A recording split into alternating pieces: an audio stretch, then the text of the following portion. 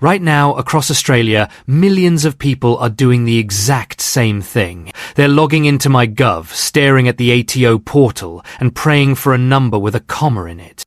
To some, a $3,000 tax return feels like a lifeline. It's the bolly trip they haven't taken in 3 years. It's the credit card breathing room, but to someone else, that same $3,000 is just another brick in a wall of compound interest that will eventually buy their ultimate freedom. 2 people, the exact same ATO payout, but one stays trapped in the cycle and the other escapes it. Let's get one thing straight before we go any further. A tax return is not a bonus from the government. It is not free money. It is an interest-free loan you gave to the ATO for 12 months. But when that money hits your account in July or August, it doesn't feel like a refund, does it? It feels like winning a mini lottery, and you are not stupid for feeling that way. The system is entirely designed to make you feel cash-strapped for 51 weeks of the year, just to hand you back your own money on week 52. So you can experience a fleeting moment of relief. You're working 50-hour weeks, skipping the good coffee, agonizing over grocery bills, and when that lump sum drops, you just want to feel normal. You just want to exhale. But here's where the trap snaps shut. Let me paint a picture that happens at kitchen tables from Parramatta to Perth every single July. A couple gets $4,500 back between them. For 3 nights, they sit on the couch, exhausted, dreaming about what it buys. One wants to finally clear the afterpay debt. The other just wants 4 days in a resort where they don't have to cook because they are burning out and desperate for a break. So they compromise, and in doing so, they do the worst possible thing. They spend $1,500 on a weekend getaway to reconnect. They drop $1,000 on a new fridge because the old one is making a noise. They put $1,000 towards the credit card, and the remaining $1,000, it just evaporates into the Woolworths and Coles duopoly, paying for petrol and electricity bills that suddenly spiked over winter. 14 days later, the money is gone. The credit card is still there. The stress is still there. The silent resentment is still there, and they have to wait another 365 days to feel that relief again. This is the great Australian middle-class betrayal. You play by the rules, you paid your taxes, and yet the only way you can afford a single moment of joy is by waiting for the government to give you a refund on the money you overpaid. It's exhausting. It grinds away at your spirit. But here is what nobody tells you about the wealthy in this country. Here is the secret they don't teach you in school, and the trap they design for you to fall into. The working class treats a tax return like a windfall to be spent. The wealthy treat it as a capital injection to be deployed. When you take a $3,000 tax return and buy a depreciating asset, a bigger TV, a car upgrade, designer clothes, you are taking the one moment of leverage you have all year and setting it on fire. Because $3,000 isn't just $3,000. Let's translate that math into reality. If you take that $3,000 and drop it into a broad market ASX index fund, and you never add another cent, over 20 years at average market returns, that single tax return turns into over $16,000. But it's more than the math, it's the physical sensation. Putting that money to work isn't about being boring. It's about buying the feeling of a lowered heart rate when your boss calls you into their office for an unexpected meeting. It's about the silent confidence of knowing that if the transmission blows on your car tomorrow, your family's life isn't thrown into total chaos. You aren't just investing in stocks. You are buying back your own sanity. So, how do you actually break the cycle this year? You need a ruthless, localized game plan. Step 1. The 10% sanity rule. I am not telling you to live like a monk. Deprivation just leads to binge spending later. The second that ATO money clears, take 10%. If it's $3,000, take $300. Go for a nice dinner. Buy the shoes. Get it out of your system. Enjoy it guilt-free. Step 2. The debt nuke. If you have personal loans, credit card debt, or car loans sitting at 18% or 20% interest, you have a financial emergency. You do not invest. You do not save it. You drop a tactical nuke on that bad debt. Paying off a 20% credit card is a guaranteed, risk-free 20% return on your money. Nowhere else in Australia can you legally get that return. Wipe it out.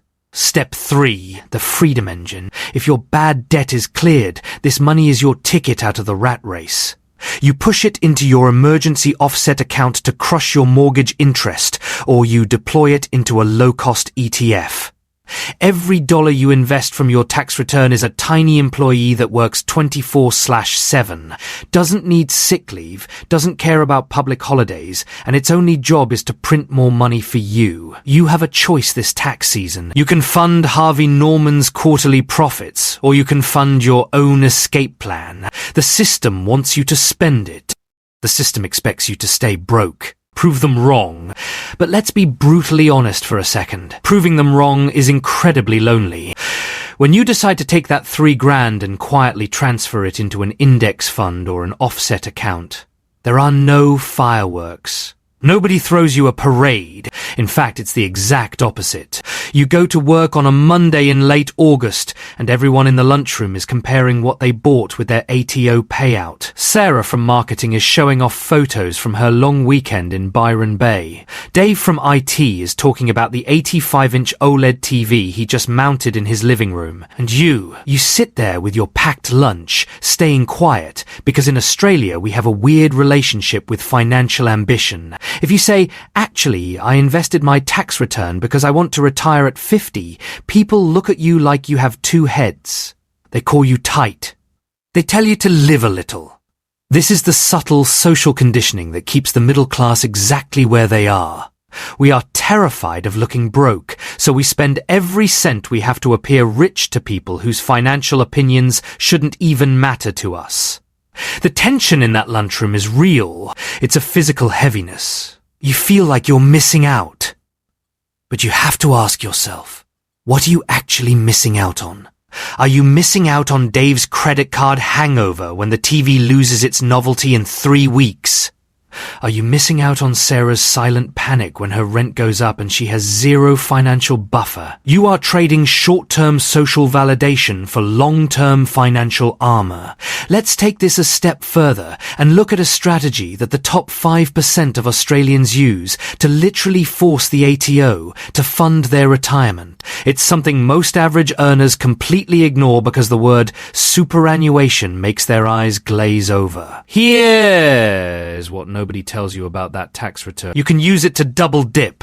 Let's say you take that $3,000 refund. Instead of just putting it in a bank account, you decide to make a personal concessional contribution to your super.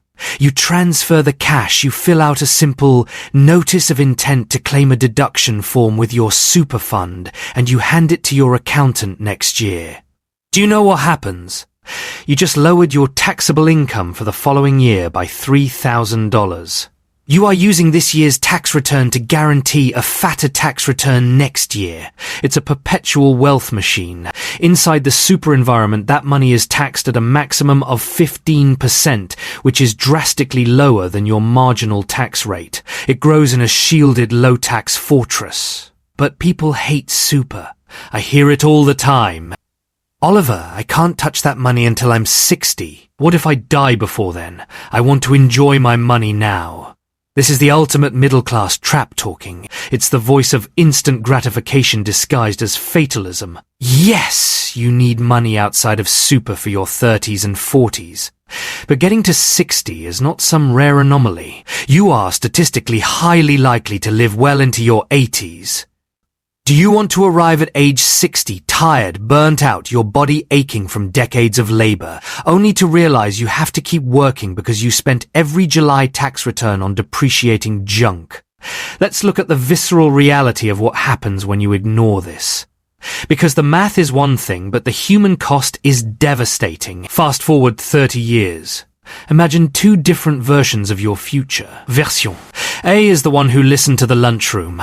Every year the tax return was a ticket to a new phone, a cosmetic upgrade to the car, a fleeting weekend of luxury. Version reaches 65. The house might be paid off, but there is no cash flow. You are staring down the barrel of the age pension. Do you know what the age pension actually feels like in Australia today? It is not a dignified retirement. It is a strict, suffocating budget. It's staring at the price of premium mincemeat at Coles and putting it back for the cheapest sausages. It's wearing 3 jumpers inside because you are terrified to turn on the split-system heater during a Melbourne winter. It's the quiet indignity of hoping your adult children will quietly pay for your dental work because you simply can't afford the out-of-pocket costs. That is the price of living a little in your 30s. Now look at version B. Version B took the boring path. They invested that tax return every single year. They ignored the shiny objects. They let compound interest do the heavy lifting over decades. Version B wakes up at 60 and life is completely different. You aren't checking the price of electricity. You aren't waiting for a government handout. You wake up on a Tuesday morning, make a coffee, and watch the sun come up without a single knot of anxiety in your stomach. Your wealth is generating more income while you sleep than you used to make working 40 hours a week. When your kids need a deposit for their first home in an Australian housing market that will only be more brutal than it is today, you don't just offer them sympathy. You write a check. You change the trajectory of your family's entire bloodline because you had the discipline to ignore a TV sale at JB Hi-Fi 3 decades ago. This is what we get wrong about wealth in Australia. We think being rich is about what you can show people. The flashy dual cab ute financed to the eyeballs, the massive mortgage on a house with rooms you never use. True wealth is invisible. True wealth is the option to say no. It is the ability to walk into your boss's office, hand in your resignation because the culture turned toxic, and not lose a single second of sleep over how the mortgage will get paid. True wealth is your time. Every time you waste a tax return, you are volunteering for another year of forced labor. You are handing your time back to your employer. So, here is your mandate for this financial year. When you log into the ATO portal, when you see that green number pop up on your screen, do not let your brain trick you into thinking you won the lottery. Acknowledge the money for what it is. Your own hard-earned capital finally returned to you, protected aggressively. Sit down at your kitchen table, open your banking app, and move that money before the marketing algorithms convince you that you need a new wardrobe. Move it into your index fund. Move it into your offset account. Move it into your super. Build the wall between you and the financial stress that is drowning the rest of this country. The system is betting that you won't. The banks are betting that you'll finance something new. The retailers are betting that you'll spend it all. Don't give them your money. Give yourself your future. If this shifted how you see your money, hit subscribe, turn on notifications, and let's start building real wealth together. See you in the next one.